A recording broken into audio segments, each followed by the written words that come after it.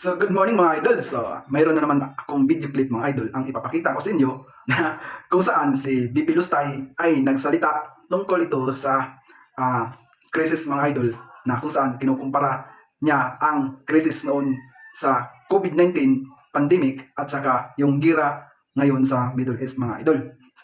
Tingnan mo yung kabubuhan na itong BP Lustay nila mga idol eh. Sabi mo, pinagkumpara pa naman yung COVID-19 pandemic tsaka yung gera sa Middle East mga idol. Napakabubo talaga. Tapos mga idol, ito pa ang nakakalungkot mga idol. Tuwang-tuwa pa yung mga Didimon supporters mga idol. Talaga namang may pinagmanahan talaga itong mga Didimon supporters sa kanilang poon na si BP Lustay eh. Bubo na nga yung puno. Bubo din yung...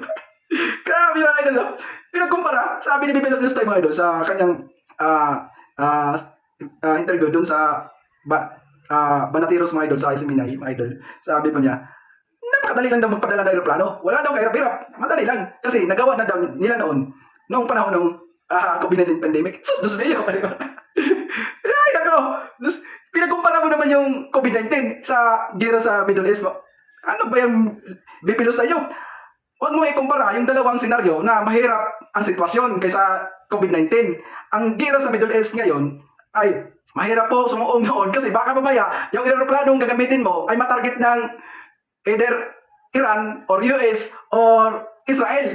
Alam mo naman, yung airbase doon ay sarado. Ang pwede lang makalipad doon ay mga jet fighter lang. At hindi ka basta-basta makapasok doon kung ang gamit mo ay private plane. Bobo mo talaga. Kaya yung mga supporters nyo, lalong naging bobo eh. Pinagkumpara pa naman yung COVID-19 ng idol sa gera ngayon sa Middle East. Pinagmalaki pa ni BP Lustay eh, na napakadali lang daw padala ng aeroplano doon. Nako po! Ang COVID-19, BP Lustay, madali lang na pwede ka talaga makapadala doon ng aeroplano kasi hindi sarado yung airspace. Wala pong missile na nagliparan. Walang ammunition na nagliparan. Wala RPG. Wala missile. Wala. Walang drone na nagliparan. Bobo talaga ito. Bibilo sa inyo eh. Ngayon, sa Middle East, yung gera ngayon, mahirap po kasi maraming missile na nagliparan. May mga drones pa.